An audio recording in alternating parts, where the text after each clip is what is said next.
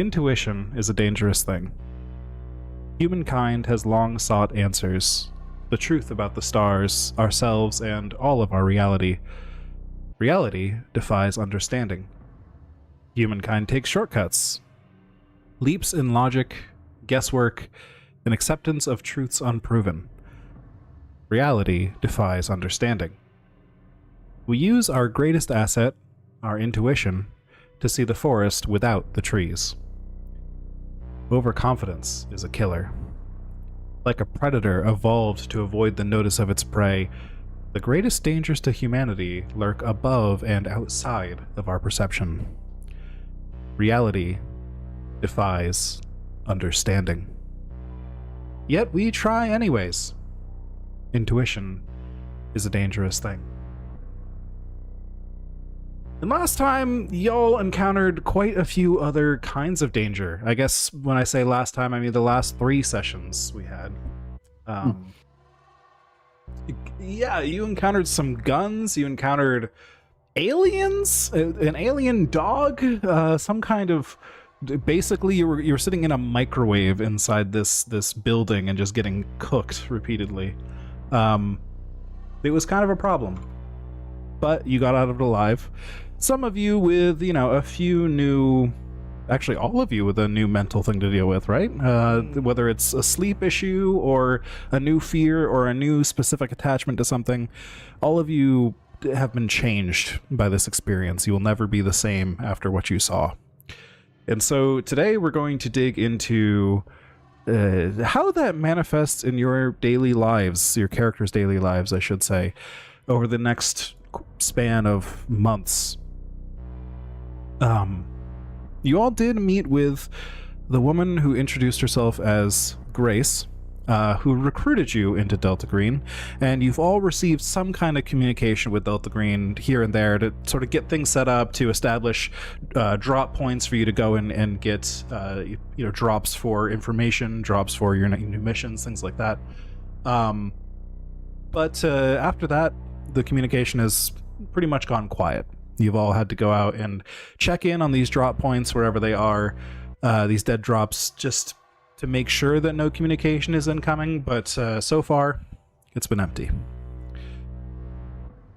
And I do have a correction from last time as well, because we had a couple of you form new bonds with your allies here in Delta Green. Here, I can cut out the creepy music now. We don't really need that at this point. Your allies in Delta Green, your fellow agents, who gained those bonds? Was it Rowan and Sapphire? Is that right? Sapphire, definitely. Mm-hmm. Okay, I think it was just you two. So, you two have grown more attached to your fellow agents than the others have, and this can be a one-sided attachment. And because of that attachment, what I neglected to continue reading down the paragraph I was reading is that your other bonds suffer for this. They become a little less attached to you because of your new attachment to your allies. So what each of you need to do, Rowan and Sapphire, is go down the list of your pre-existing your non-Delta Green bonds, the original bonds you made your character with, and subtract 1d4 from each of them, a separate roll for each. Okay. So that'll just be a bit of damage. Hopefully not too much, but some of them definitely could get hit pretty hard depending on your charisma scores.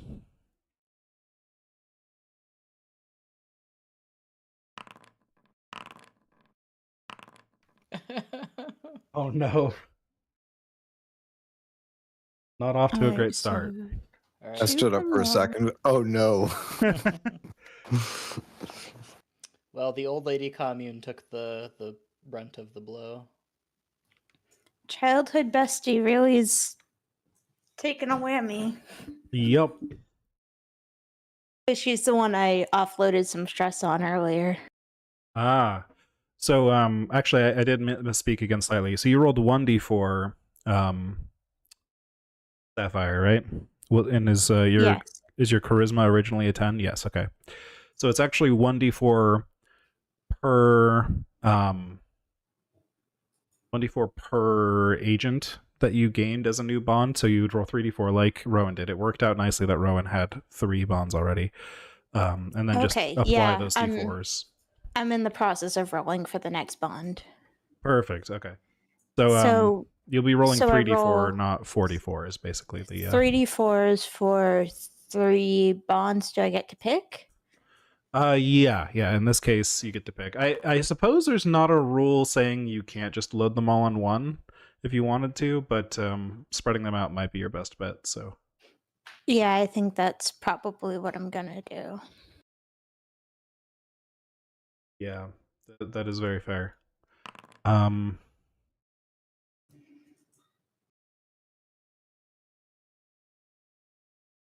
There we go. Bonds. Okay. Yes. All right. Wow, I did pretty well. I lost 5 points of bonds and gained 15, so it's a 10 net win. Yes, it'll still be an overall positive, likely, but yeah, it just represents a little bit of damage those relationships have taken. Okay. Maybe And yeah. check all of these bonds so that for home scene stuff, correct? Yeah, that's fair. Yeah, to keep in mind which bonds are damaged because it's they can come up in the home scenes, and it's probably a good idea for them to come up in the home scenes. In fact, what I think is a pretty good idea is that you might want to pick your home scene options, which we'll get into a little bit, based on what you think will make sense for having hurt these bonds. For example, maybe let's pick somebody whose wasn't damaged, but just as an example. So we don't pollute the examples that will be coming up.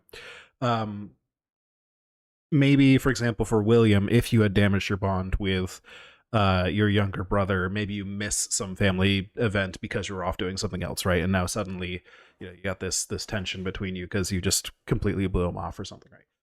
Yeah. I'm gonna come up with ideas based on that. So yeah, I posted a list of all the possible downtime things, the home scenes in the info channel. And I recommend at least skimming the titles of all of them to see if any of them specifically jump out at you, and then we can start to dig into the actual text underneath and dig into the mechanics. I have been looking at these. Awesome. So if anyone needs to start, I can do that. Sure, if you've got an idea for a first scene, and then we can just go up the list from there or something. Yeah. So fulfill responsibilities is something that William would probably need to do. And that tracks because he did kind of leave his partner at the FBI kind of like, bye, I'm going to check out a thing. So now he's got to go back to work. Yeah. So got to catch up on some overdue work. That would make sense. Mm-hmm. So this would make a lot of sense. I guess you can repair bonds above your charisma. So this would make sense to just bolster that FBI bond you've got, right? I think that would that would track for that. So let's just paint a very quick scene for this then. What do we picture William doing to go up and doing more than is expected of him to try and catch up on what he shirked previously? What is the angle he's going for here to sort of make sure that everything is put right? Do we think it's a scene of do we just see them like in a phone call and William's covering for him, or is it like a you're on a case and you decide to finish this part alone and the other guy can go home early, or like what's the Yeah, I think it's on a case and his partner can go home early. Okay, makes sense. So yeah, you're up late maybe up late in the office, like working on a whole bunch of paperwork, and you're just like, I got this one. And so let's see, your FBI partner, Ashley Teach. Ashley Teach. There we go. Yeah, you're up late in the office. Most people in the office at this point have gone home. It's just the two of you are here before everything has gotten fully locked up. Just trying to get all these paperwork finished. And Ashley sort of at one point finishes a mug of coffee and just sets it down on the table and just leans way back in her chair with a very deep sigh. Just kind of scatters some papers across her desk, like, oh, if I have to look at these for 5 more minutes, I think my brain will never recover. This Well, is in just that too case, much. don't look at him anymore. Go on home. I got this. You sure? Yeah, just put a new pot of coffee on before you go. Okay. Thanks, partner. Anytime. Get up, put on the coffee, and then William is left alone in the office, finishing up the remaining paperwork. Probably for even more time than he initially hoped to be in this office. But hey, you're It was making up for your probably buddy. around 9 p.m. when that happens. He was probably there until 2. There you go. Yeah, very late, but you get all the paperwork done. You get it all filed away. And we see William after this driving home very, very late at night. No other cars on the road. And as he enters his abode, we zoom out from that scene. And you didn't have any other bonds damaged, right? No. Yeah, I didn't think so. Okay. We didn't really use And that a I ton. didn't have any damage to bonds at all. This is just Yes. doing that and aiming for hopefully a crit to get a sanity point. Hopefully. Yeah, so go ahead and roll that sanity test. And if you succeed, you get to bolster that bond with Ashley a little bit. Butts. Unfortunately. Okay, so that's still 1 point added to the bond. That's not nothing. And at least you didn't fumble. You were very close to a fumble there. Yeah. Which I can very easily think of fumbles for that, like you in your rush to Did finish it the wrong. paperwork. Yeah, exactly. Yeah. You did it wrong. But no, you did it right. It's all good. Ashley appreciated the gesture, and you got that one little extra the brownie point there to help make up for the slacking of your duties that have happened recently. And I think that's that for that scene. Let's rotate through these. Taylor, do you have any ideas for Rowan yet? The first should probably be fulfill responsibilities, and I wasn't planning on Old Lady Commune, but that is the one that took the biggest hit, so that would make the most sense. Okay, I like that. So that one took the big hit from specifically this recent Yes. D4's roll. Okay, yes. Yeah, I took a full 4. Excellent. So you drive out to this commune. How far away was it again? I remember we said it was pretty far. It's probably like over an hour from town. That's probably what justifies none of them doing the driving out.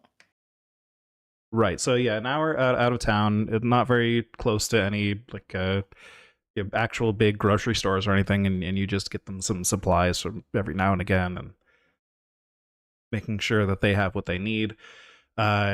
How do they actually get in contact with you to get this stuff? Do you just take their order next time, every time you visit, kind of thing, or do they actually have some do they just call you? Are they off the grid that they can't call you, or? I think I have a checklist, and then sometimes I get a kind of a surly call letting me know that there's something else that needs to be gotten done because nobody had the presence of mind to tell me before now. Okay, so you get the usual stuff for them, whatever they required, and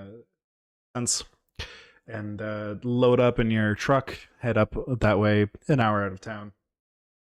And what goes wrong that causes this damage to the score? Are you like late in the delivery? Do you not get the stuff that was required of you? I think it's kind of a mix of things. I'm really annoyed I gotta do the driving out. I feel like I don't have the time for this. I'm trying to get to the bottom of something that's way more important than some old ladies getting groceries. Like, come on, one of them can just do it for once. Why do I have to go and do everything for them? And so I'm in a really bad mood. I'm going and I'm doing all this. I think my car breaks down by the side of the road. I think I was I've been so wrapped up in my own head, I bought some of the wrong stuff and had to go back once already. I'm realizing I was not prepared enough on my way here. I decided I was going to try something I was sure was going to be a new shortcut, and I ended up pretty much getting lost. Nights come and I'm out and I'm trying to do car repairs, and I'm realizing that for like the first time in my life, I am spooked by just these woods around me that I have known for my entire life. And I'm angry at myself for uh, being spooked by it, kind of trying to suppress the fear by being mad at myself. Finally, I uh, get the thing done. I scurry back into my cab, and I got all the way up there, and I am much more rude than I have any right to be as I'm handing out Okay. the supplies. So let's say you're driving through the woods then up to this very remote location.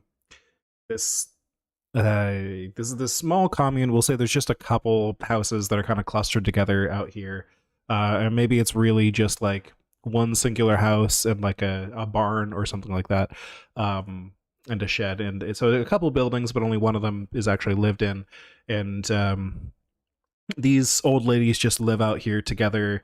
It's kind of strange. They kind of have a weird vibe. But you approach the door, and everything is.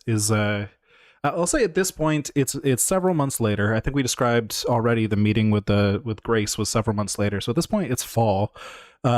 Just because that's fun.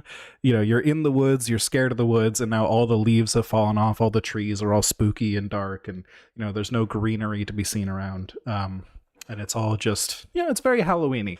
So you get up to this spooky old house that the maintenance is run down on this place because it's just a bunch of old ladies that live here, and they rely on Rowan to bring them supplies and stuff, so they don't tend to have enough money to get a handyman to come out or whatever. And maybe Rowan occasionally does some handiwork around the place, but so things, there are shutters of the windows falling off, there are shingles missing, and so on and so forth. It just kind of looks like a creepy place, which adds to your fear of this area. And one of the ladies, Miss Nellie, is one that I have the name of at least here, is on the front porch as you approach. Oh, Rowan, you're later than usual. Yeah, I got lost. Ah, and it's good you made it back. These woods don't let lost folk go too easily. Come on, that's just some stupid stuff to say to tourists. I've been here. I grew up around here. It's not scary. I'm not afraid. Am I acting scared to you?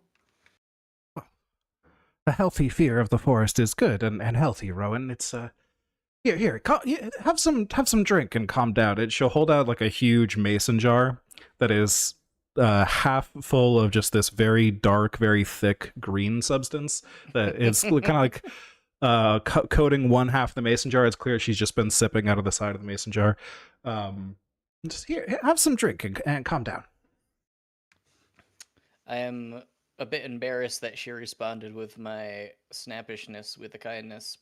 So I'll mumble, thank you, and take it and smell it. It smells very earthy and very bitter smelling. I don't know what these old ladies are getting up to and drinking. Whatever. I'll take a sip. So you take a big chug of it, and it's or a sip, I guess. That's since you said sip. You take a sip of it, and the texture is like really slimy, and it like really clings to itself very strongly. So like you almost more like suck some into your mouth and then have to like almost like pinch it off with your lips for it to even come clean in your mouth. It's not like an actual liquid. There's so many weird things about it, but you manage to choke it down. And yes, it is one of the most bitter, just dirt tasting things you have ever put into your mouth, and you've probably tasted dirt. So it's not a very pleasant experience. And do you think Miss Nellie sees that on your face? Oh, I'm sure. Yeah, it's an acquired taste. It's disgusted. an acquired taste. Yes. No, What is this? It's drink. It's drink. Don't worry about it. Just Can I just have some water, please? yeah, yes, we can come right in. Come right in, dear. Come right in, and she'll lead you inside.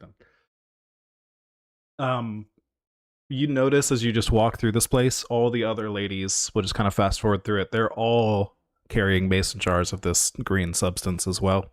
And when they finally do get you some water in another mason jar, it's not the same green liquid, but it is clearly not clean water. There's just something strange here, and things are kind of weird. I asked for water. Yes, water. Yeah, It's- there's Sony didn't wash this glass. There's still stuff in it. That's really gross. Oh, sorry, I am so forgetful. And you understand. And she'll put that one in the sink and grab another jar and fill it up. And you can see coming out of the faucet, now you pay attention, the water's just very slightly green coming out of the faucet. I think we zoom out of that scene at that point. So, Poor guy. poor guy. He did lose 4 points with that bond. But you can go ahead and give me a sanity check to see if this weird situation helped you make it up to them in any way. Why? Oh no! That makes a lot of sense for what happened It there. does. Rowan was not built for these streets. So go ahead and roll a d4 to subtract from that bond. No! Oh no! I think this might be less about the old ladies hating you and Rowan growing to hate the old ladies. I think you're right. I think that's what makes the most sense. That bond is now at 2. You also lose 1 point of sanity, I'm sorry to say. And that makes sense for that situation. The dice really clutched up there. Yeah, I'm feeling You like I never visited the wanna come back. hags in the woods, man. Yeah. Exactly. All right. So with that situation resolved, Liam, do you have any ideas for Garrett? Yeah, I was kind of looking at the go to therapy. Oh, okay. Yeah. That makes a lot of 'Cause sense. I feel like with his obsession with the flashlight coming about and the fact that he lost an entire 12 hours of his life that he just pretty doesn't much. know what happened, and I feel like with his fiance probably would have pushed him towards that. And after reading it, it says you lose 1d4 from another bond, and I feel like it would make sense that gets lost from my dad, because he's like a hardcore hard-ass Marine, and he's like, oh, don't be a coward. That's not real. That makes sense. So you start with 1 for therapy, and then we'll get into the other mechanics as we go, because it can be various different die rolls for gaining and losing things depending on. The therapy is one of the more complicated ones, but I like this. So yeah, it makes sense. You said you wanted to drop your father's score by 1 to start with. What do you think? What kind of situation? What kind of relationship with your father lapsed there? Did you blow him off for something you were planning to do together, or do you just not hang out with him as much these days, or what do you think happened?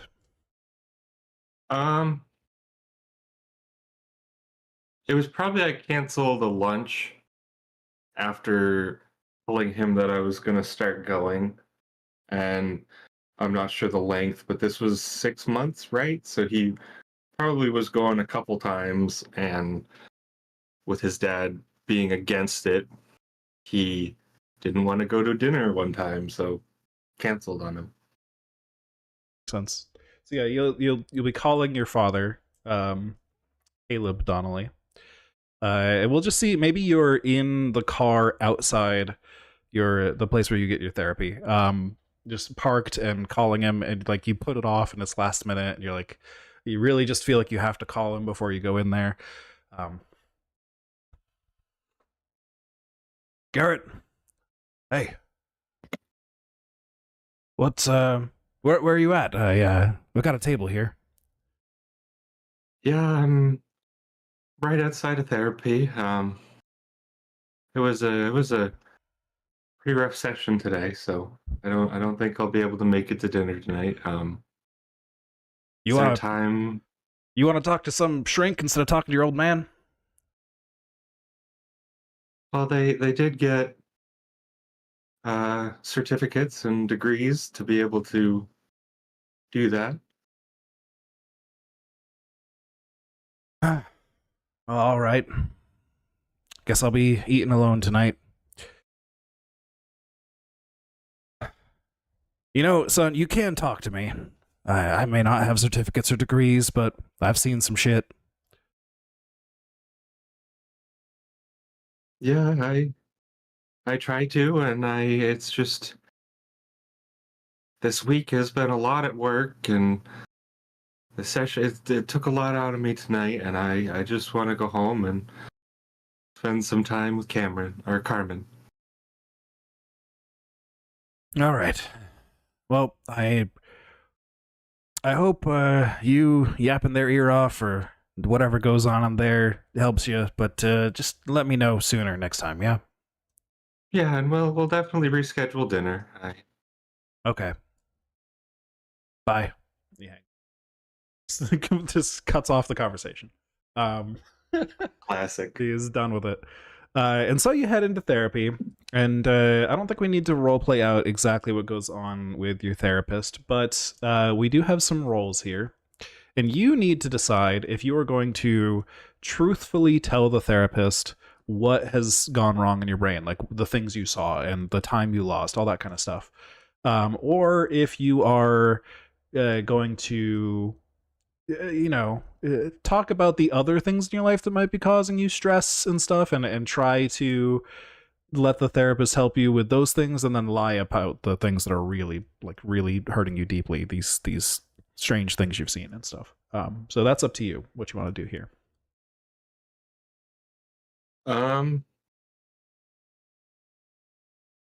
So yeah, I didn't really remember much about the night. But I do remember the woman told us not to speak much about it.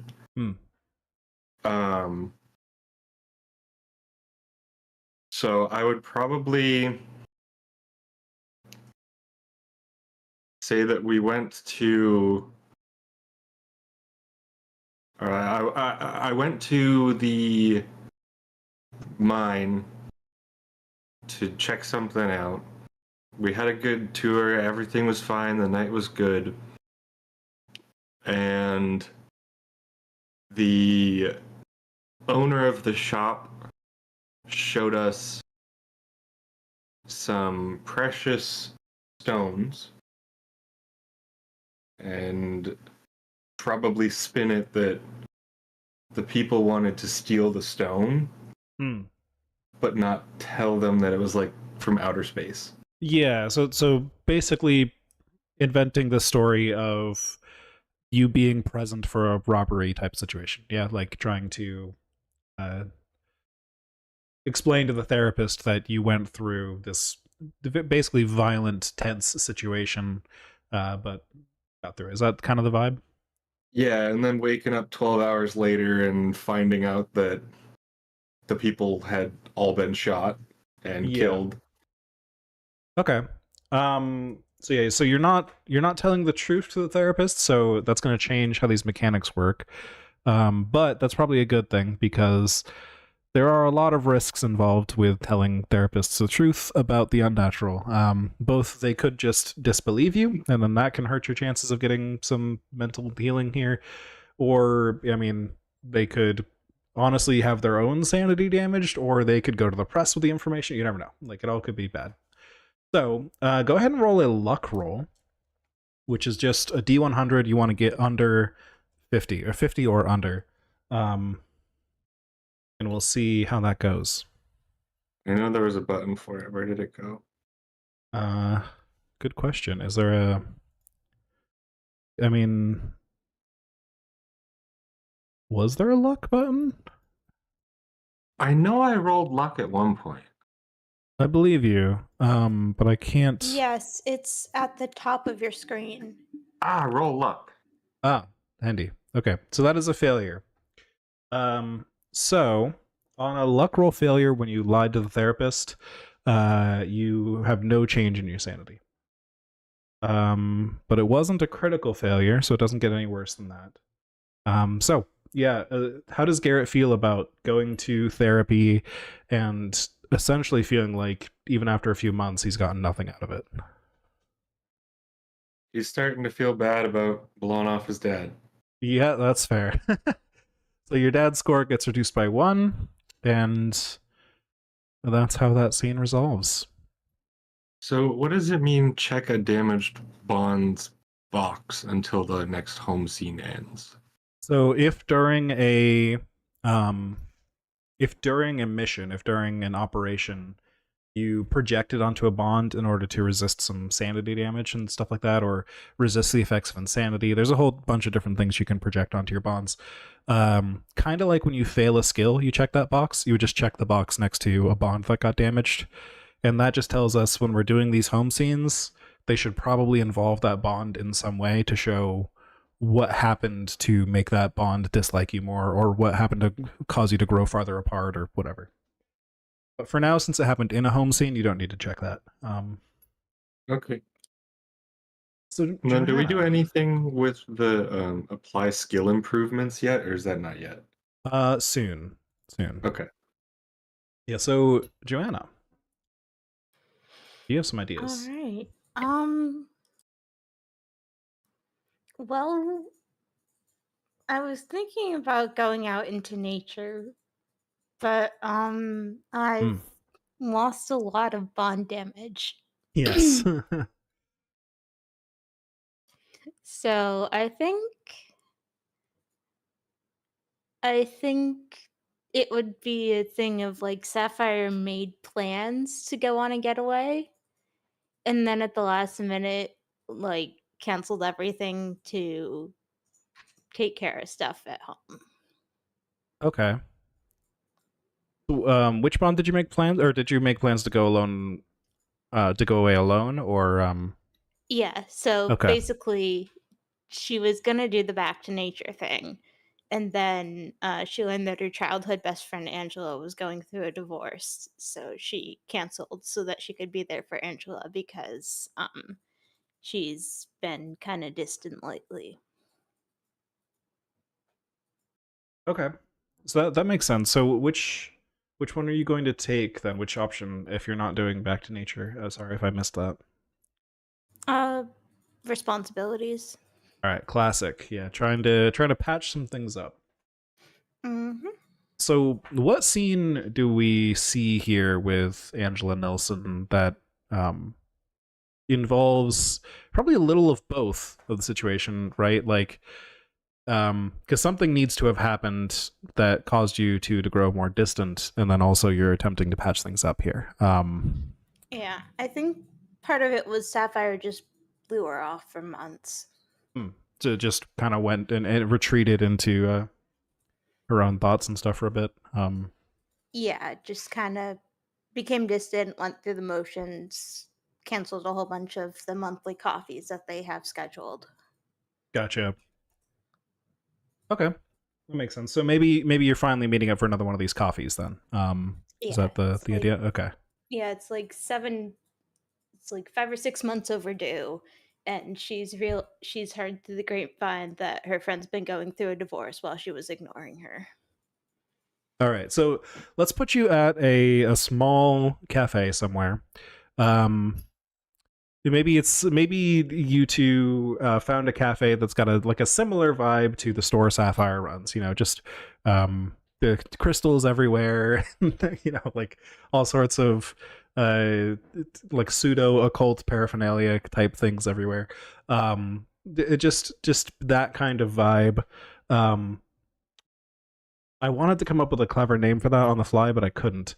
But that's fine. We'll just say it's a coffee shop that we can see has that vibe. And the two of you are sitting at a 2-seat table next to the window out of the front of the shop, and you're both calmly sipping on your coffee. Angela will say to you, "Oh, Sapphire, it's so good to get back together like this. It's been far, far too long. It's good. It's good to talk like this." I know, and I'm truly sorry that I wasn't there for you through the divorce and him like serving papers. I should have been there, and I had my head too far up my own ass. I understand that. I honestly, with all this going on, I kind of want to put my head up my own ass too. But I'm glad you got me to come out here and sit and chat for a bit. I really appreciate it. Yeah, you should come to dinner with me and Althea in the next week or so. That And sounds have nice. drinks, girls' night, have some wine, cry over a sappy movie. I'd like that. I'd like that. Let's Maybe do watch that. horror if that'll help. All of the above. Yeah. Takes a All big right. sip of her coffee. You know, I read like most recently about the healing powers of hematite. Oh, interesting. Hematite. And yeah. It's a pretty neutral looking rock, but it's pretty powerful. I found a bracelet that kind of seemed like something you'd want. So, here you go. Oh, thank you. You shouldn't have. Appreciate it though. Hey, it's what I do. Look, fits perfectly. I can feel it healing me already. Yeah, and then just several more hours of inane chatter. Yes, that makes sense. So before we leave the chatter, let's make a roll for it. This is another sanity test to see if things get better or worse here. Okay, good. A success. Almost a critical success, but not a full success. So I think Angela really, truly did appreciate meeting up with you like this, and she really needed that. She wasn't just putting on airs that, like this was a good thing. So go ahead and roll a d6 to improve the bond by 1d6 up to your agent's charisma. This particular one, I guess it would be capped by charisma. That's fine. All right. 5. That's a lot. So that will probably bring it back up to max then. Yeah. I'm actually going to is say, there a max, or can it go over max? yeah, the rules say right here, and I missed it earlier that there's a max, but I'm going to say this is fine. We'll go over the max.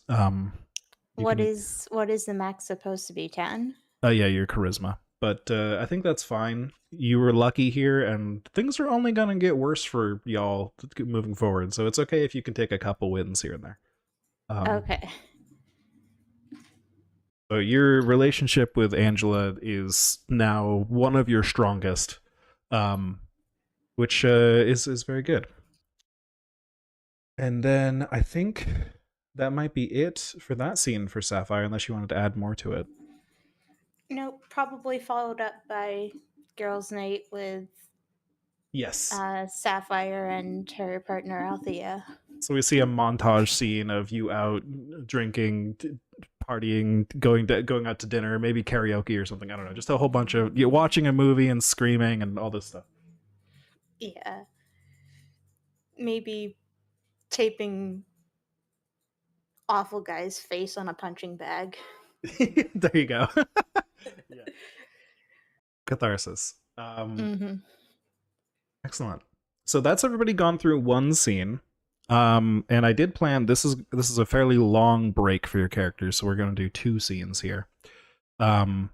Especially because your characters haven't gotten super thick into Delta Green yet, and they still have a little more of their normal lifetime on their hands. You've been pulled into Delta Green, and you're occasionally checking your dead drop locations, but you're not like super involved yet. You're not super checking your back on things. You're not spending a lot of time on whatever. So you've got a little extra time, more than you probably will in the future. So let's do another round if William has another idea. Let's see. I could go for a personal motivation. Okay. And that will be kind of along the lines of his side hobby of just kind of pursuing the kind of weird rumors and stuff that he and his friend like to compile. All right, so just trying to find out, weird rumors and stuff. That makes sense. Just indulging in something that brings your character a bit of joy, a bit of stability. Yeah. Awesome.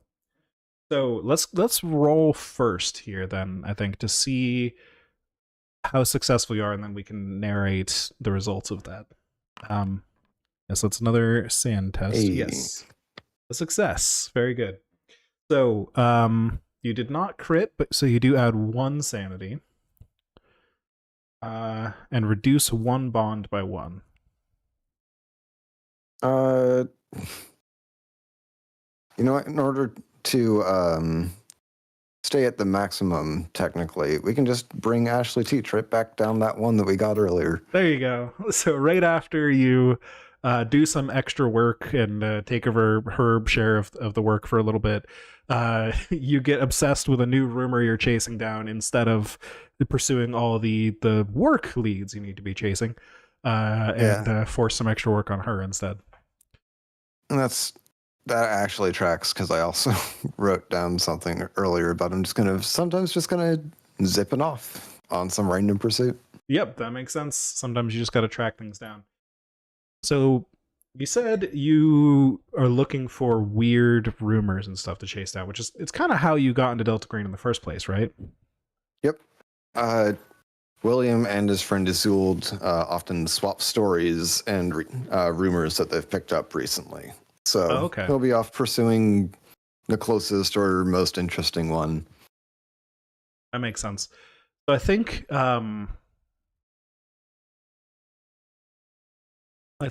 you meet with Isolde somewhere. Where would you normally meet with them to her bookstore. Her bookstore, okay. So you're in her bookstore. Maybe there's very few other customers around, if any, at the moment, and you're just kind of sitting there chatting with her, maybe at the counter, like you were checking something out, but also like just ready to leave and having a conversation on the way out, just kind of lingering in the shop. Mm.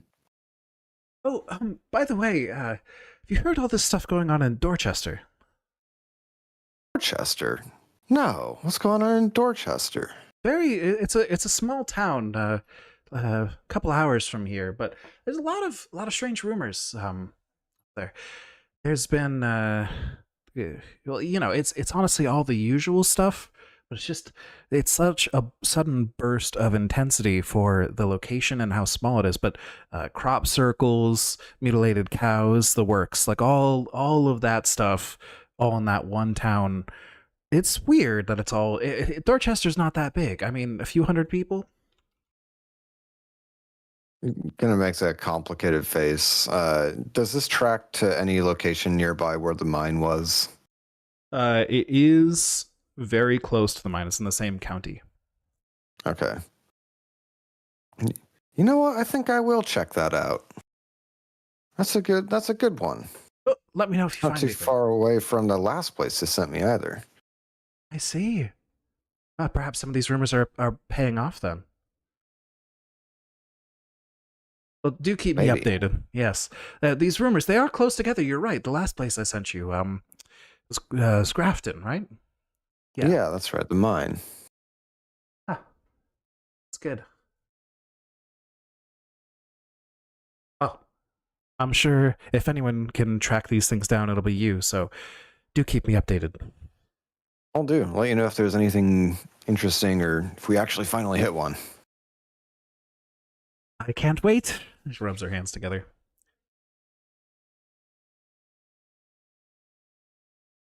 And unless you have anything else to add to that scene. No, that's it for me. We zoom out. And Rowan, did you have an idea for a second home scene? I'd like to see, since the first scene didn't really lead into a renewing of motivation, so maybe back to nature would be a good one. That could work. Yeah, especially if I feel like that's pretty nice with the sudden fear of the woods you've got going on and stuff, like a trying to overcome Yeah. that fear. I gotta reconnect with the space around me. Okay, I like that. And I think that makes a lot of sense for a lot of the damages that have happened to your bonds here, because you've not been visiting Mr. Barber, you've not been visiting or speaking with your uncle really, because you've just been out in the woods, just being a lumberjack, just to kind of just existing out in the woods and returning to nature. You're on a bit of a retreat, you've disconnected, gone off the grid, and are just living off of what you can scavenge and hunt, all of that kind of thing. Out in the deep woods. And every time you're out there, you think of these same strange visions you saw in the past, and it does make you fearful at first, but after a while you start to get used to it. And this fear, actually, before I describe how this fear transforms, let's roll for it and see if it does get better or worse. Because it could get worse. So, give me a sand test. Yes, to see if you manage to connect with nature or not. Woo! Okay. So on a failure, you still recover 1 sanity. So I'm going to say, instead of completely getting rid of this idea, you're out there in the woods. We just see Rowan doing a whole bunch of different woodsy activities. He's starting campfires. He's he's cutting wood. He's going hunting. He's going fishing. He's bathing in the river. All these different rapid fire montage scenes. He's maybe meditating on top of a rock in the forest, just trying to recover his touch with nature that he's had in the past. And I don't think this fear entirely goes away, but instead you hear the words of Miss I'm so sorry, I'm blanking on the name. Miss, what was the Bond name? Ellie? Nellie. I can't remember. Nellie, yes. Yeah. Miss Nellie's words in your head of like it's healthy to have a healthy fear of the forest, all that stuff. And so this fear turns into respect for the dangers of the forest more than a fear of the dangers of the forest. The forest is clearly provided for you for these months you've been out here just living on the forest, but it still has many dangers, and you haven't let go of that idea of the danger of the forest yet. You just hope, if you treat the forest right, it will also reciprocate. Right, and then I have to choose a bond that gets reduced by 1, correct? Yes, I think so. Let me double check. Yes, 1 bond reduced by 1. All right, I will have that reduce my bond with my uncle, since it would have been like a choice between spending time with him or just trying to do it alone. Sounds good. Yeah, and you decided to go out alone and really tackle this, so that makes sense. Was there anything you wanted to add to that scene? Any other thoughts Rowan had? I don't think so. I think that was a fantastic summary. All right. Liam, you got thoughts for Garrett?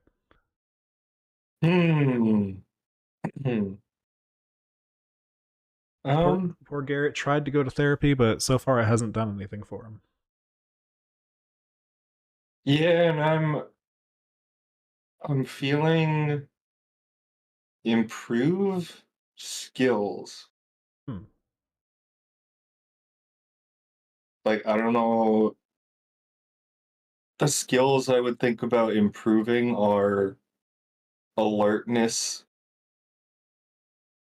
and can't really think of another one, but like, since he lost the whole night, he's like trying to get better at seeing stuff before it happens and trying to focus. Would that be athletics, maybe? Alertness?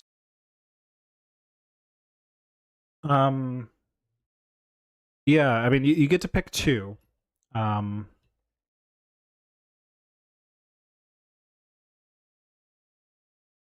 But maybe or up to 2, survival? but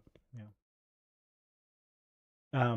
That's up to you. We do have to kind of figure out a brief scene for each one you pick to be like, yeah, I wanted to train my strength, so I went weightlifting or whatever, right? There's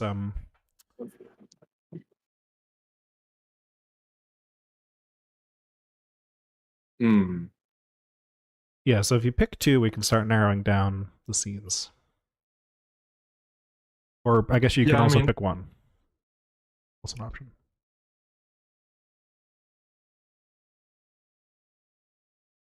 Alertness and search, I guess, are the 2. Okay. I feel like we can almost kind of combine those in a way.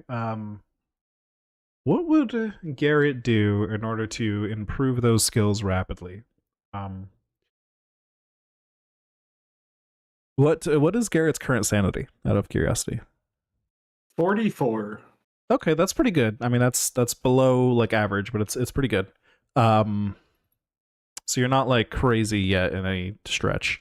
I was going to suggest if you're a little more crazy, like doing really dumb things like maybe like pseudo vigilante shit where you just try to like catch criminals doing things before you go out really late at night to like gas stations and stores like convenience stores and things and try to not necessarily intervene immediately, but just like try and notice who is being a creep before they actually do anything, that kind of thing, to get better at those tasks. But that seems like a little bit more of a crazy approach to that situation, and Garrett's not super crazy yet.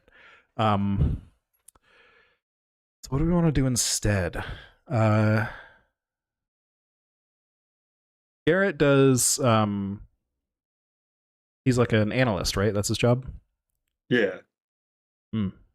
Maybe they just have some kind of training at the base he works at to help with those kinds of things. I don't know. Maybe you just take some kind of readiness training or something like that. We just see him doing a bunch of that. Does that make any sense, or does that not sound? Yeah.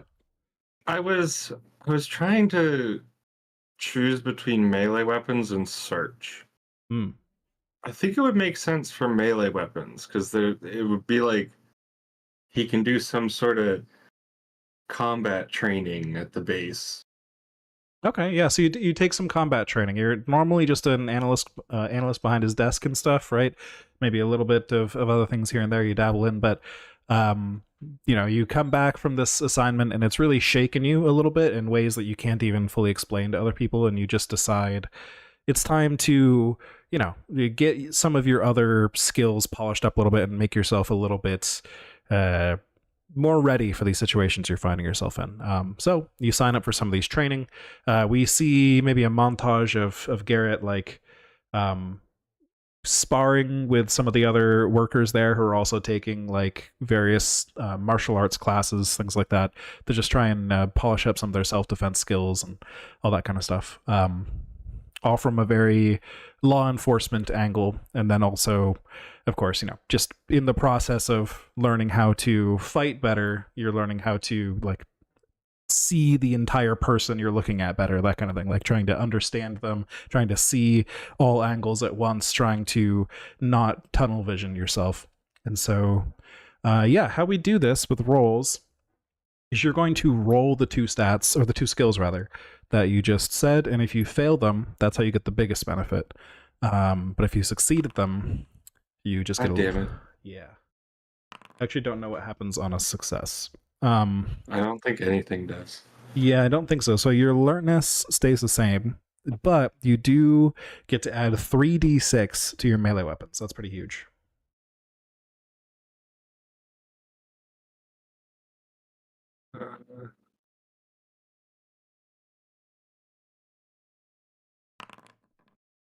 Ooh. Nice.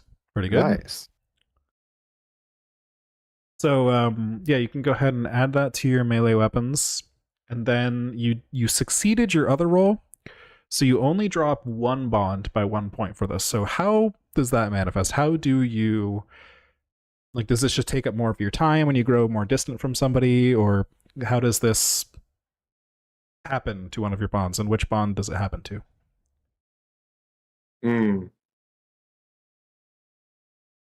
I feel like my best friend, because we were both with my dad being a Marine and everything, he wanted to be there, so I got my best friend from going to boot camp to learn to be a Marine, and I realized that I was not cut out for it, and that's when I went into Navy intelligence. So I feel like talking with my friend and kind of saying like, oh yeah, I'm taking defense classes and training and learning to use different stuff and defend myself, he's kind of taken aback by it and not sure how he feels about it. Okay, yeah, so yeah, you're growing more on edge just in general from being more alert, being more physically capable, all this stuff. And yeah, you're growing more and more distant from your best friend due to all this and the time you're taking and all that. So go ahead and drop a point off of that bond. And is there anything else you want to add to that scene? No, I think that's good. Right. Sapphire, you'll have the last home scene for this session before we move on. All right. So I kind of wanted to. Can I do something and have it take place before my other one? I think that's fine. Yeah. Because I wanted to do Study the Unnatural, and the Ooh. D4 is going to come from the bond that I repaired. So Oops. that could make it like more of a breach that she then repaired, if that makes sense. Yes, I see what you're saying. To hit the childhood bestie a little more first. Yeah. Okay, that makes sense. Yeah, so studying the unnatural is a tricky one.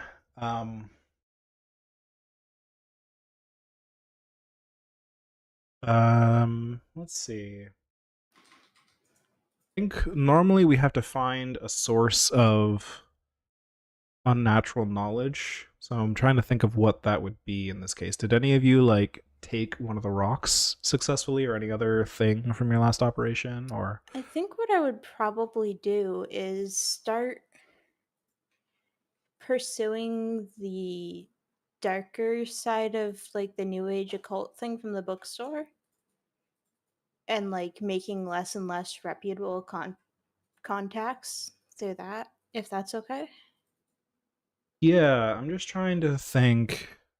Like that sounds like it would be a good case for improving your occult skill, right? If that makes sense. Whereas the truly unnatural is a lot harder to just come by. I'm trying to think of what would work here. Maybe she swiped something off of the agent when she visited her bookstore. Possibly. Maybe let's see. We have some options here. I just need to think about it. I think wouldn't exactly be mission related, but I could run into like a rare book that's supposed to be cursed and like maybe do a shady back deal to get it.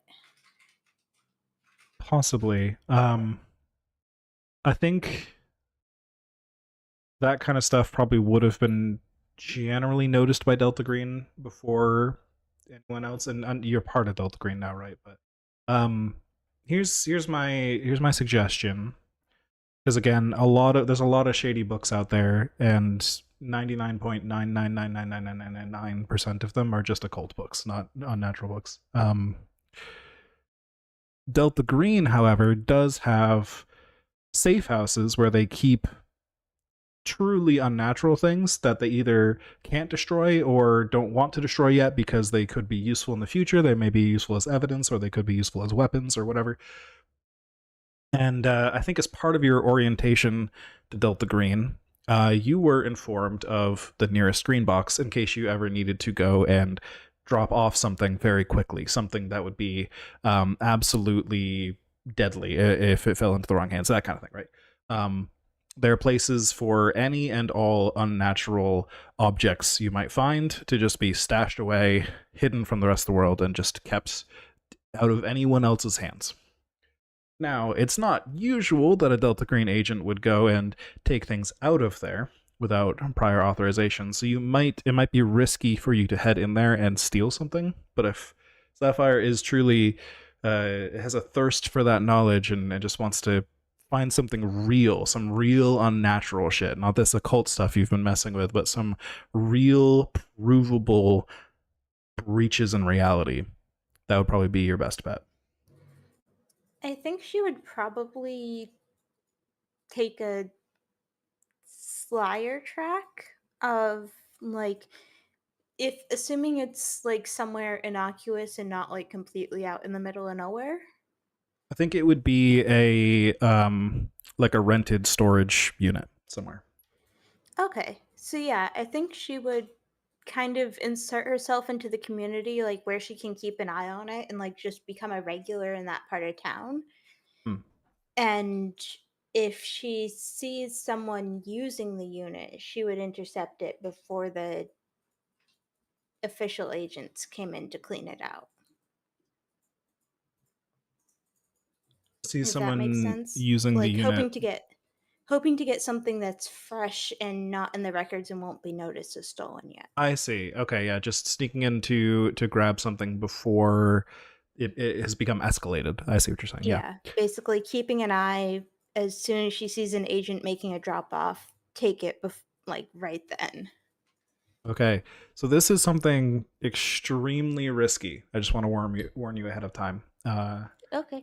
Okay. So what kind of I think this is going to require some kind of roll to just see if you can even get this stuff without consequences, right? Maybe either a stealth or if you want to apply some other roll for a different approach, like social engineering your way in there or something.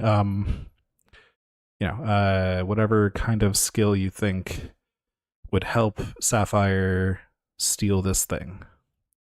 Because you're stealing from a military black site type organization, right? Like it's they're not going to be particularly friendly if they catch you doing this. Can I use humans and like just kind of make friends with everybody around there so it doesn't look weird if I'm accessing the storage facility? Yeah, let's go with that. I like that. Just to And focus on a skill that you're good at. maybe she's gonna try and intercept the person before they actually like physically drop it off while they're like there, if that makes sense. Okay. So you encounter a pretty tall man in a like a waterproof jacket. It's getting close to fall at this point, but it's not quite fall since we said we were going to set this back in time a little bit. It's like just beginning to be chilly enough outside that he's got like a light jacket on, and he's clearly wearing what appears to be like he was just at a desk job recently kind of attire underneath, not like he would actually wear a suit jacket, but he's got like a nice collared shirt and a tie on underneath this light outer jacket. Might work in law enforcement or something, it kind of looks like. And he approaches this thing and he's got a briefcase in his hand, and you've seen him enter this storage facility a few times. Would you have interacted with him previously, or is this the first time you've interacted with this guy in particular? Probably would have kept an eye out, tried to blend in, and this time I'm going to like channel all of the authority from the lady I talked to Okay. and just like stroll on up, say perfect timing. Was just doing a clear out. I can take that for you and we can head out. He looks at you with wide eyes. He's a tall man, short hair, kind of some stubble, and it's all just like a dark brown color hair. And he clearly looks like he hasn't slept in a few days. Now that you get a closer look at him, and he gives you wide eyes that you've just approached him here at all, just in general, and then that you're now just saying these things to him. He leans in a little close. I don't know you. I don't know what you think this is.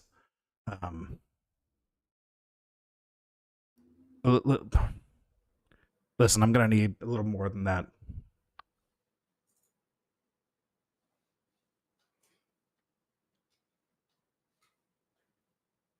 I would probably say something along the lines of, yeah, I know.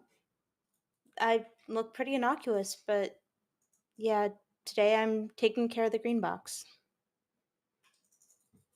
So when you say green box, it remains very tense because, I mean, obviously this is quite a situation you have sprung onto him, but at least you know some of the lingo and that he's starting to put some puzzle pieces together, but it's clear he doesn't fully trust you yet, having only just met you. I'd really rather follow protocol for this. Agent Talon, by the way. Oh, so you're in what? T Joanne, cell. I can't remember. T cell, yeah. So you're in T cell, huh? Hematite, H cell. That a new cell? I have not heard of that one.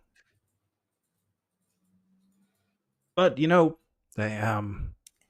only really tell us about the other. Know what the right hand is doing in this place? Yeah. That's the way it goes. That is the way it goes. I only really know about the cells nearest me.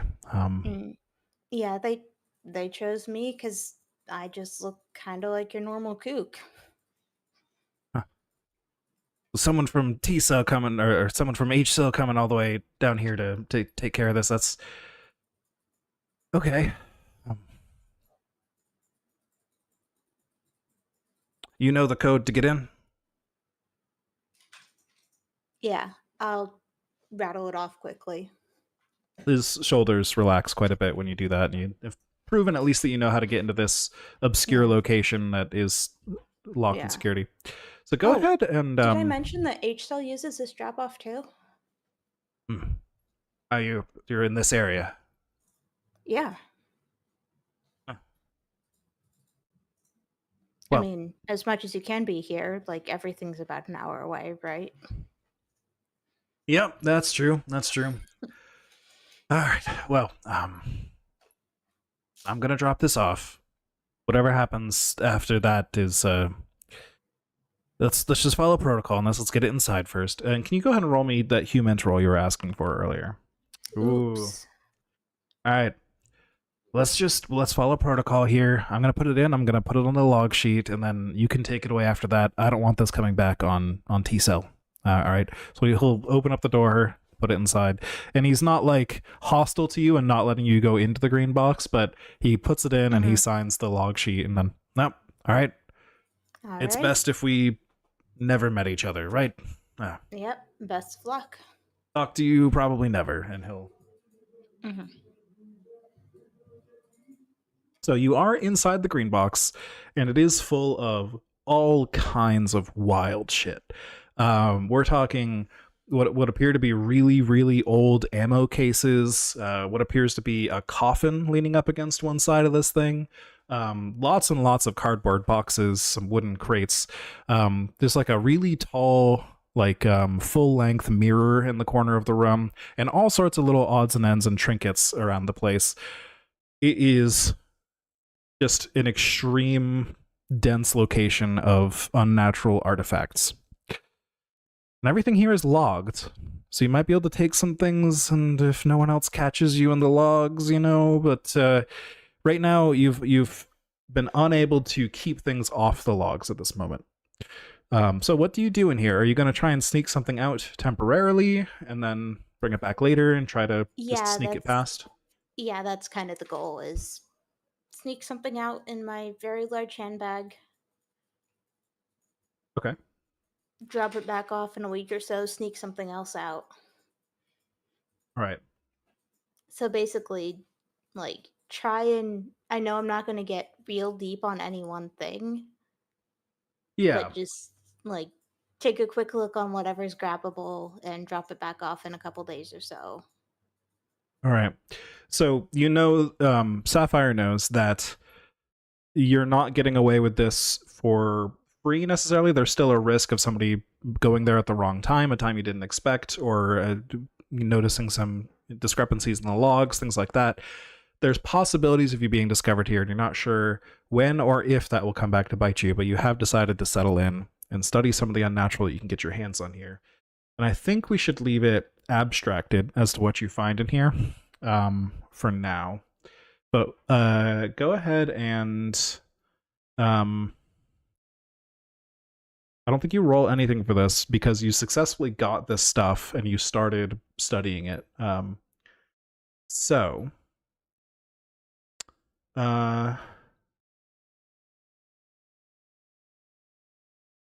you choose one bond to lose 1d4 points. Yep, I already chose Angela. Yes, that makes sense. So let's roll that d4. All right, and all right. Okay. So that does bring you back under the maximum, and all is right in the Yeah. world. I'm at 9. Nice. So this was part of the whole ignoring Angela in particular for a while and growing distant Mhm. and all that. Yeah. So for your unnatural skill, I think roll a d6, see how much unnatural you gain.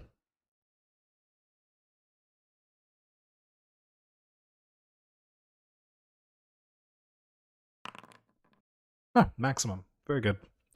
So once you add that to your skill sheet, it should automatically subtract from your excuse me. It should automatically subtract from your maximum sanity. Oh, yeah. Excuse me. Yes, which shouldn't change your current sanity, but if you ever were to gain a whole bunch of sanity out of nowhere, you could never go above 93 now. And if you get more and more unnatural, that could bring your sanity max so high that it starts to become a problem. But for now, you have permanently learned some things that cannot be unlearned and that should not have been learned in the first place and that have started to have an effect on your mind.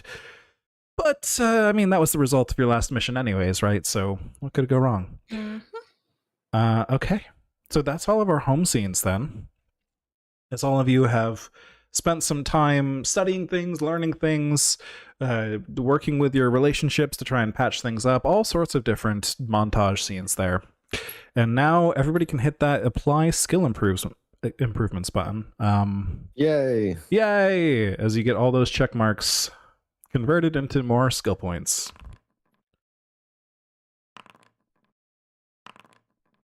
My one skill. Woo! Alertness +4, nice. These are slow to gain, but I mean it spams them all out just for having used the skills in the first place. So, oh yeah, did everybody come up with code names? Yeah, I'll be a hunter. All right. Yeah, we should put these names somewhere because how the code names will generally work is oftentimes when you need fake identities and things, they may be part of that. But also, you all know each other's names, but when you deal with anyone else in Delta Green, you should not know their names. You should know only their code names and things like that. So that in the case that any particular agent gets compromised, the amount of damage they can do by giving up information is limited to only their cell, which is you four. You better not let any of you get compromised because that would not be good. You all have the full names of each other. So that's great. All right, so everybody got a bunch of skills. Some of you got pretty juicy upgrades, but everybody got something. So at this point, it has been a while. It's been over a year since you all had that one strange and painful night out in the woods at this mine, this event that kicked everything off. That was in July of last year, and now it is September 1999. Through all of this, you've had minimal contact with Delta Green. Occasional check-ins to make sure you're still there and you're still fit to work, things like that, all through, once again, dead drops and other kinds of very, very low-tech communication. Delta Green they do not work with digital communication, even if it is encrypted. They do not work over phones. Any and all of this stuff could be intercepted by the NSA, and that is not acceptable. So, physical communication only, and not through the mail either. Dead drops all the way. It's a slow process of communication. But finally, one day, all of you receive at your dead drops a envelope, a manila envelope. Rather large, big enough to fit like a full 8.5 by 11 sheet of paper, or several of them, based on the thickness you can feel when you find it at the dead drop. And on the outside of the envelope is just stamped a green triangle, very faintly. It's not particularly obvious unless you're looking for it, but you can see it just up in the corner, this small green triangle. And so do you all just bring it back to your own places to open it there in private, or do you have specific secure locations you work from in these kinds of cases? You know, if you live with somebody, maybe that's not a secure enough location, you know, that kind of stuff. What's the vibe here? Let's start with William. William will take it back to his office because he has a private space for his investigations. Okay. Where does Rowan take it? Kitchen table, alongside all the other mail he just got from probably from the post office, because they're too small of a town to deliver. Hmm. So Okay. just throw some bills down, including the America Online CD he's going to add to the stack, and then pops it open. Sounds good. Where does Garrett take the envelope? Definitely would. Excuse me. I would bring it home and open it at home because I probably have a private office that I keep locked because fiance can't or shouldn't get in there. Into your analyst stuff? Yeah, that makes sense. And Sapphire, where do you take your envelope? Back room of the store. It's my partner's day off, or my co-owner's day off, and I know nobody else is going to be back there. Perfect. So we see these quick scenes for each of you as you all pull out the envelope and take a look at what's inside. We see a very official looking, very government style document with all these different boxes that are numbered and labeled and filled in with various bits of text. And we can't quite see what's in these boxes from where we are, but we can see eventually the camera zooms in on a couple of the boxes that list a date and time and a small label. You were invited to a night at the opera. So you have a date, a time, and a location. You're invited to a night at the opera. The location is the FBI office in Manchester. And the date is this Friday at 3 p.m. We'll say that today is Thursday, so it's actually tomorrow at 3 p.m. You better get yourself down to Manchester. And so, does anyone have anything they need to do with their bonds because of this? Do you need to get out of work rapidly? Is this a point of drama for anyone that you need to suddenly drop everything? Does any of your characters have special thoughts after joining Delta Green and then being left cold for a year, and then suddenly something appears? This will probably be the cause of the 1 point of bond loss between her and her co-owner of the store. Sapphire's gonna call up Miranda and say, "Hey, something came up and I need to be in Manchester tomorrow. Can you run the store for me?" Oh, yes. Is everything all right? Oh, everything's just fine. Apparently someone wants me to go see an opera really badly. You're okay. Sure. Hey, I promise I'll take care of your next day off. Yeah, you go do this, but you owe me one, okay? All right. I think that makes us what? I owe you 2? Something like that. All right. I'll make it up somehow. You know better. I always do. This can't keep adding up. It's got to go down. Of course. All right. So, after that, anyone else? You've been left out cold by Delta Green for a year. Do you have any does this evoke a particular reaction in you? You know, do you have to have any special moments here to get out of work rapidly or anything like that? Rowan is kind of suddenly seized by terror. He was almost beginning to think that was just some really weird, bad dream that he'd had.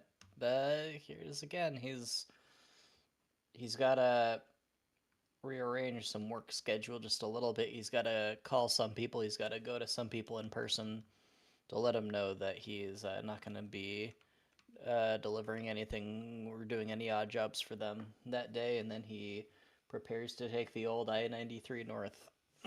Right. I don't have to do anything special because my boss is used to us coming and going as intelligence agents, but the one thing that you see him doing before he leaves is he frantically checks his pocket, pulls out a flashlight, opens his backpack, and you can see there's a 32 pack of batteries. Excellent. He comes prepared. William will probably write a note and leave it on Ashley's desk. It just says, chasing a lead, going to Manchester, back in a few days. All right, and this is probably a fairly normal event for William. It's kind of what he did when he ran off to go look at crop circles with his old. So makes sense. So you all arrive at this FBI office, and we can skip over you all getting parking and walking across town and finding all that stuff. You are inside the office, all four of you. It's been a year, but you all see each other and recognize each other immediately, because all of each other's faces are burned into your heads after going through that crazy night with each other. And for a couple of you, seeing these people there's an interesting feeling. There's like a familiarity and almost I'm struggling to find the word, not a certainty, but like a feeling of you're comfortable around these people and you know they've got your back. There's a safety in being near these people. And I'm talking about, of course, Rowan and Sapphire. You two are bonded with the rest of this unit, and so being near them, you feel this like, yes, finally we're getting back into this. Things are going to be okay because we're together, we're here, right? All that kind of stuff. There's a bond between you. To repeat the word again, why not? And so you've all gathered. Do you have any words for each other while you're in sort of the waiting room here, while you've all checked in and are waiting for this meeting? Probably would exchange introductions and code names, because yeah, first things last first. time we used real names. Rowan was thinking that his code name Hunter sounded really cool in his head, and then as soon as he says it out loud, he realizes how stupid it actually sounds. Oh no! And he spends the next 10 minutes just mortified, standing in the corner. Poor Rowan. Yeah. Hunter, you're okay. We didn't see you. Yeah. It's been a while, huh? Yeah, I'm glad you're all right. Yeah, thanks. So are you. Yeah, we got out of there last thing without too much extra difficulty, fortunately. Well, yeah, I'm really glad to hear that. It's it's really nice to like talk with somebody who knows what all of that stuff was. It's so weird kind of just like going around and being like, I could talk to anybody and nobody would have any idea what I was talking about. I couldn't say anything, but like, you were there. We like saw the same stuff. I really saw feel like a there's lot. a connection between all of us now that like, that's never like something I'd ever have said before. I don't say stuff like that, but I kind of feel it, Well, we'll be working together for a bit, so the closer we are, the better, right? Yeah.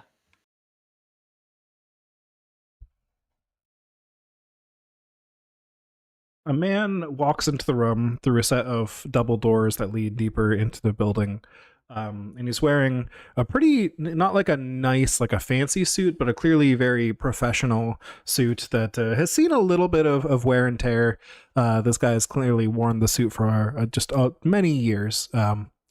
And he's starting to just like ever so slightly have some signs of like male pattern baldness, but he otherwise has fairly short hair, and it's like a deep black, a little bit fuzzy. He's a very slightly overweight man, but like not in a round way, and just kind of like a bulked up for football kind of way.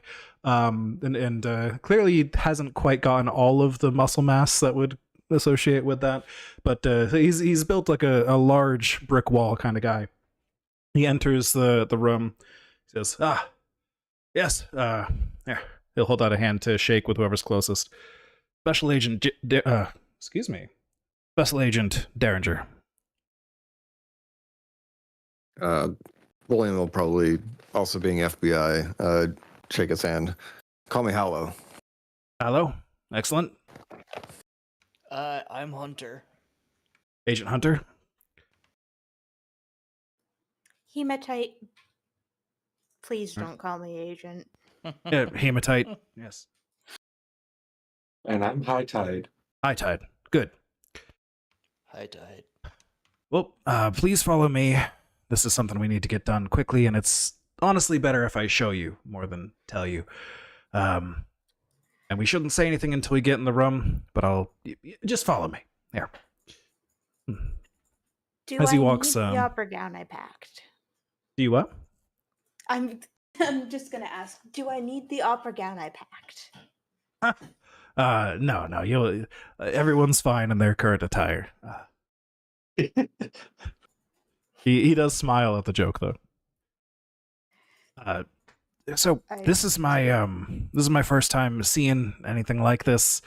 I knew the right people to call about this. I know what y'all do out here. I'm not one of y'all, but you know I called in the right folks.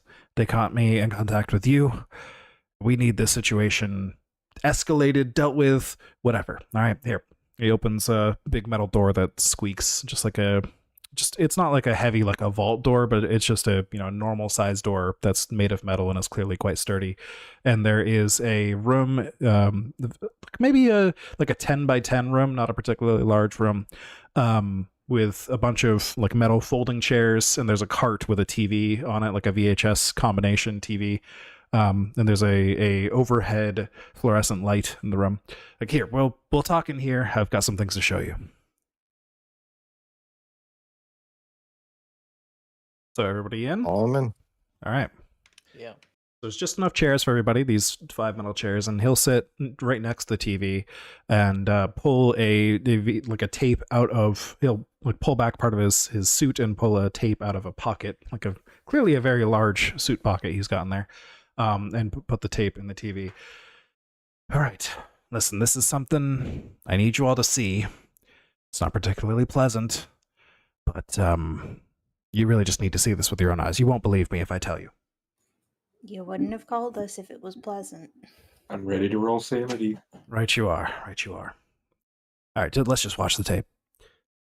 Hit play on it. Like, oh, I forgot to rewind. Hold on a second. He'll awkwardly sit and rewind the tape while you all wait for this terrible tape to be played. Now listen, this was taken in from a gas station camera in a town called Dorchester. Small place. Shit. Yeah, you're familiar? I was checking out crop circles there about a year ago. Oh, that's all conspiracy nonsense. There's been so many reports that it's got to be just lunatics up there just constantly talking about UFOs. It's nothing. But this was caught on camera. This is real. Look, it's all right. So there's no audio. It's just a security camera. But here, we'll hit play, and it's a pretty blurry picture. It's black and white. The camera appears to not be very good quality either, and maybe the lens is a little dirty, so it's kind of blurry. It's the 90s.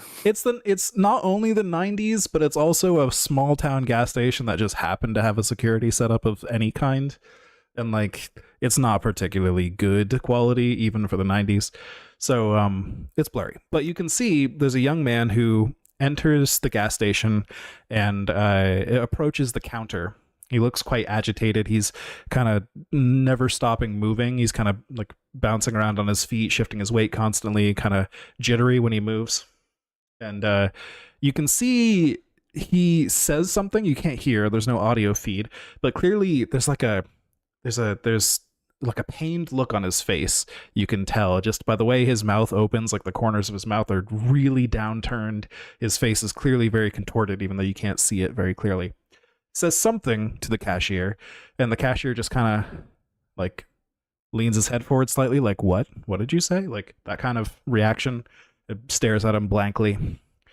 And then the young man at the counter who just walked in, with a flash, just his arm lashes out and strikes the cashier on the side of the head. It is an inhuman speed his arm moves at. It almost was like between frames. Like it was so incredibly fast, but you could just barely catch on these blurry frames this arm moving up and towards the cashier's head. And then the Agent Derringer will actually pause the tape and start going frame by frame. And you can see he hits the cashier's head, and then you can see the cashier's skull deform and collapse inwards. And then it is ripped entirely off of its shoulders and hits onto the counter and just kind of splats there. And then the body kind of stands there for a moment and kind of staggers for a second and then collapses to the floor. And there's blood spraying out of the neck stump of this body. The young man takes a step back. There's blood all over this like dark hoodie he was wearing. And he's trying to like wipe it off, and he's backing away, and he rushes off to a different part of the store, kind of slipping and sliding on some of the blood that's starting to coat the floor. And he's grabbing things. He grabs some keys on the cash register and starts pressing buttons until it pops open. Then he just grabs fistfuls of cash and stuffs it into his hoodie pockets. Then he runs to another part of the store and just grabs a whole bunch of pill bottles and just like holds them in his arms and then rushes out of the store, just sprints out of there. Give me a sanity roll, everybody. Rowan and I both rolled our target. Indeed. So nobody took any sanity damage from that, thankfully. And then there were 2 4s. True. But this clearly was a very violent scene, very disturbing. Can you roll it back real quick to Yes. the speaking part? He rewinds the tape a little bit, and it's a little awkward. You know, it's not a digital interface, so he can't like do things very cleanly. So he kind of has to rewind a little bit and then pause it and fast forward a little bit and then pause it again. And he finds the spot you're talking about. What skill would I roll to try and read lips? Ooh. With the blurry camera, whatever it is going to take a minus 40%.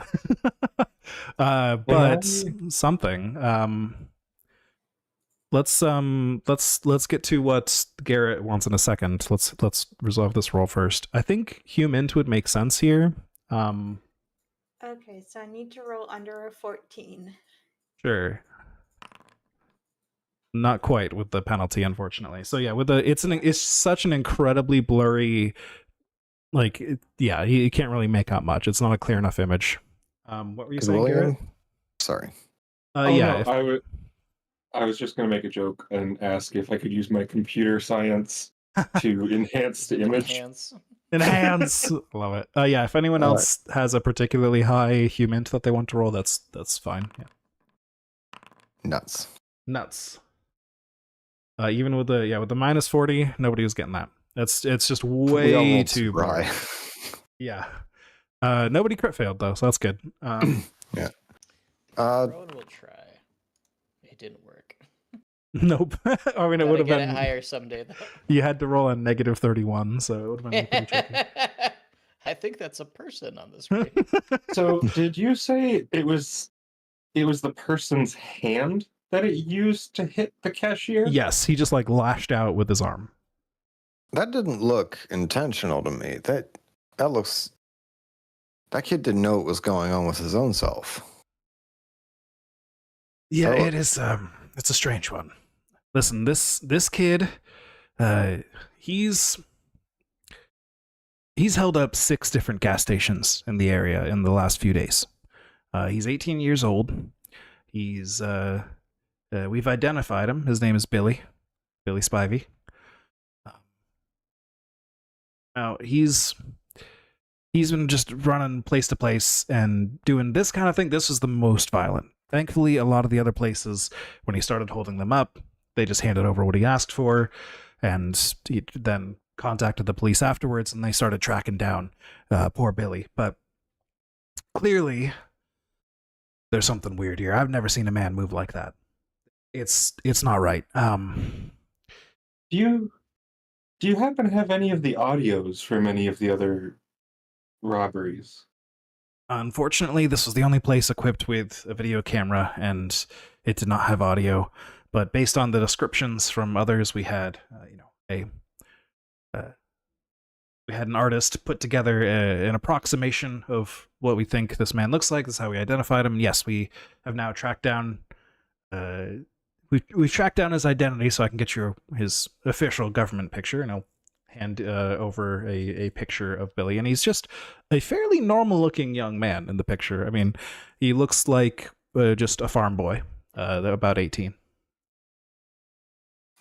Was he this twitchy everywhere he held up? That is how he was described, yeah. He was reported missing 11 days ago, and it was strange, but he suddenly reappeared 9 days ago, right back in his bed, woke up. Was unable to tell anyone about what happened to him or where he was. He refused to comment, seemed confused, said he didn't know what was going on. He has been sort of in a constant state of confusion, it sounded like. So his parents, of course, took him to a doctor, and he was found to be in extreme pain. It's been hard for him to communicate with anybody due to this inexplicable pain, and he had a hefty appetite. He was constantly hungry during this time. They just kept feeding him more. He kept complaining about being hungry, but the doctor couldn't find anything wrong with him. He couldn't track down why the pain was happening. Did a whole bunch of tests. I'm not a doctor. I don't know what he did, but they were very confident that he was just healthy, and maybe this was psychological or something, but I don't know how he ate that much food. And then 7 days ago, in this timeline of events here, Billy's father tried to hold him down and quiet him. He was getting tired of Billy complaining about this pain, and his father thought it was probably all made up. Unfortunately, Billy punched through his father's chest. Obviously distraught after this whole situation, we were quickly reported about this body. His wife quickly reported his body, and Spivey was not seen after that until we caught him on camera at these gas stations and got these other reports of him robbing these other gas stations. He's been mostly robbing them of painkillers and cash. So at any of the other places, did they mention him saying anything in particular, or is it just this one that he seems to say something? In all of them, we obviously can't ask the poor cashier what Billy said here, but at all the other locations, Billy was just asking for them to give him all the money in the cash register, all the painkillers they had on hand, and just whatever amount of food he required at that moment. He would take big bags of snacks and especially a lot of jerky, and just he's a hungry guy, I guess. I don't know what's going on there, but I wonder what happened to him while he was disappeared. So that seems like the triggering event for whatever's going on.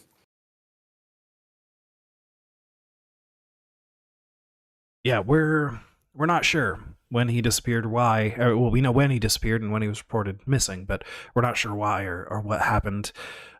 Whatever it was, though, it was something up in Dorchester.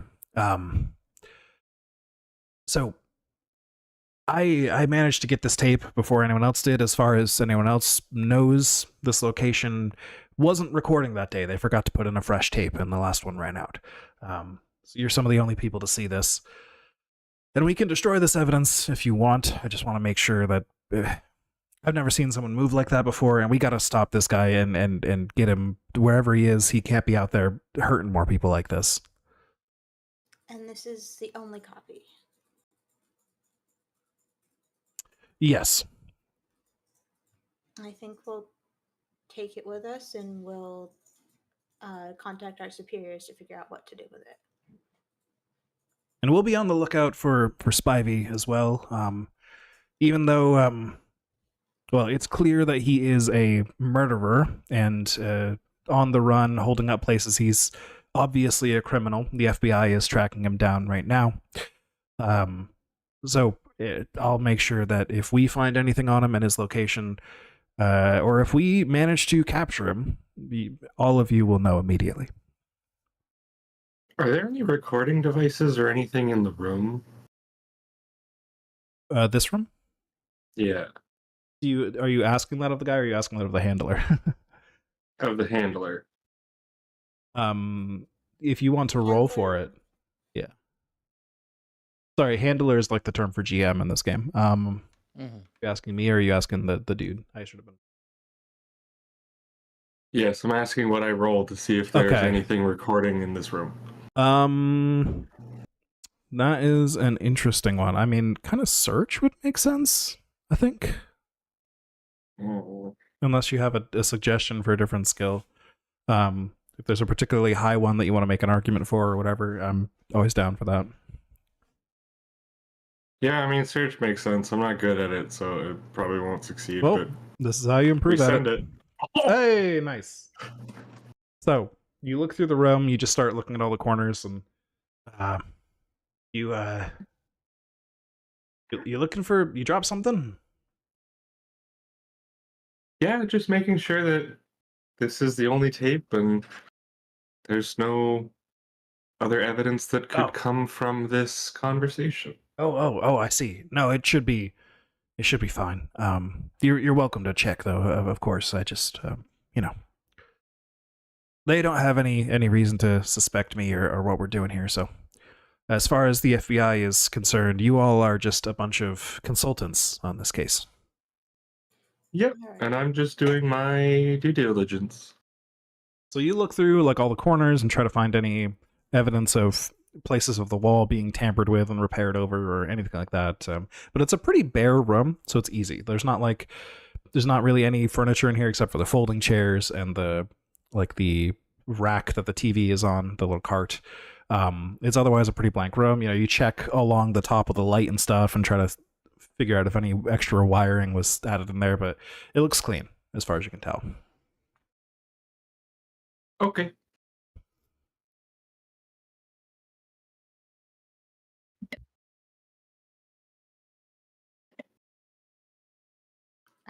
Word to the wise, I would stay as far away from this individual as possible. If there's any way without you drawing attention to yourself, you could make it so that we are more likely to encounter the individual than your coworkers, that would probably improve their chances of surviving this. Also, if you have any like horse tranquilizer or anything of that grade or better, it won't, kill a human. Yeah, we might have to resort to that.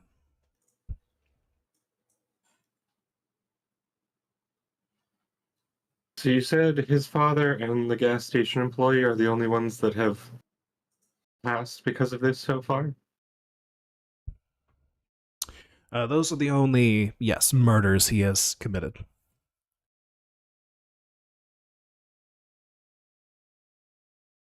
He has held up several other locations, but 2 murders is still too many. Yeah, I know. Just making sure there was Yes. no link to anything else that has happened. I understand.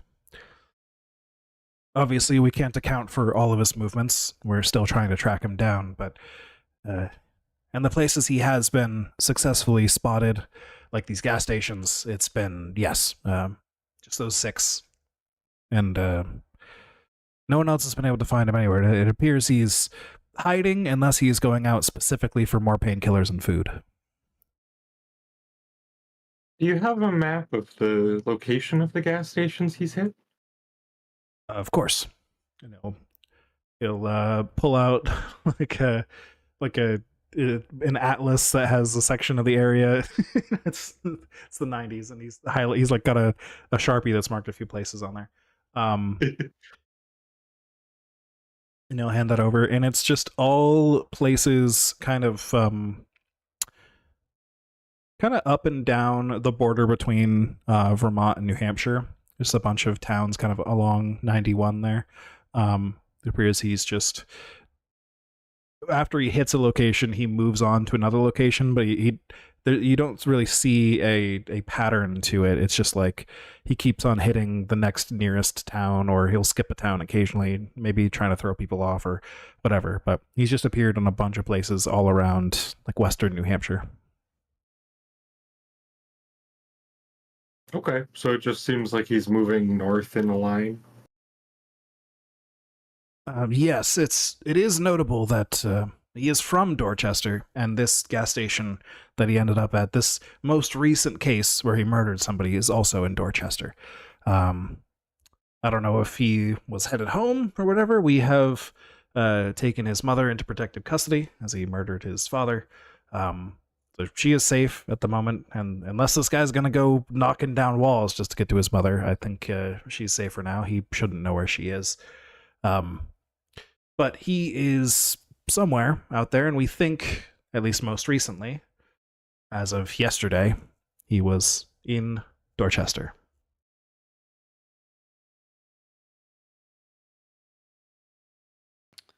Well, we should probably, like, set up an ambush in his old house, because he'll probably be trying to get back and get something from it if he's staying in the area. And I say we bring as much food and painkillers as we can. Yeah.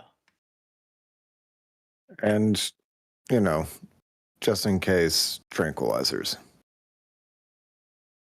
I don't want to have to fight this kid, because clearly he can take our heads off with a single blow. Yes, agreed. We'll get a force ready. We can move out with you, and we can try and negotiate with this kid. And if it comes to it, we'll get some tranquilizers in him real quick. Yeah, your people aren't going to want to be seen at all until we start talking to him. At least we're going to need a signal. Yes, a signal would be good. If you all will be the ones doing the negotiation, maybe it would be best if you come up with the most natural signal for yourselves.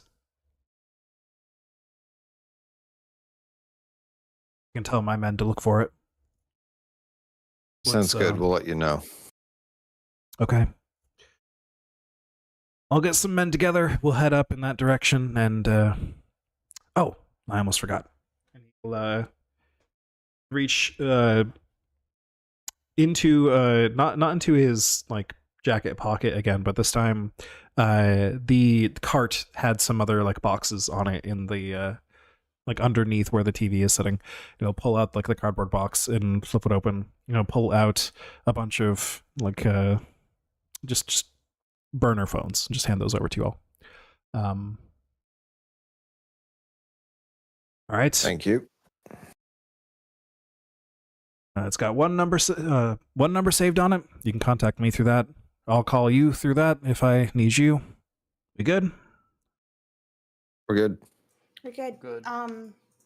In terms of tranquilizers, if you can requisition something from either a local hospital or animal shelter, that would probably be the best way to get something we know will take a human high on adrenaline out.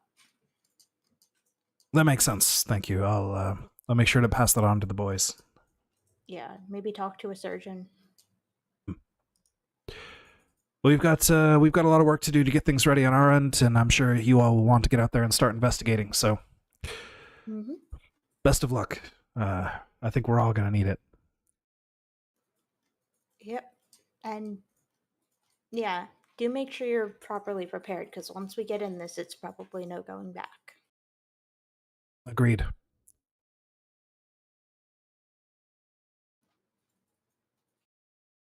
Of course, the FBI here.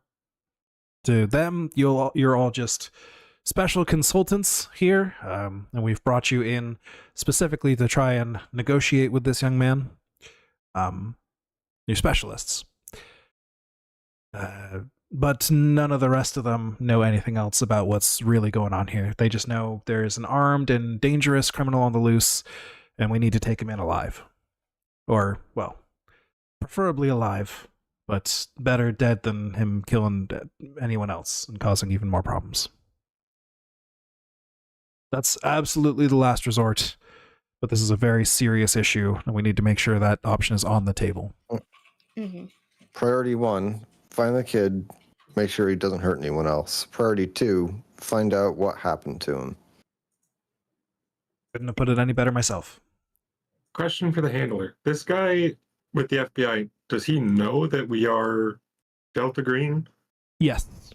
He is the one who he would be considered a friendly is the term for it. He is not an official Delta Green agent, but he is aware of Delta Green. It's probably likely that he encountered something unnatural in the past and was given the option of becoming a friendly instead of becoming a Delta Green agent for whatever reason.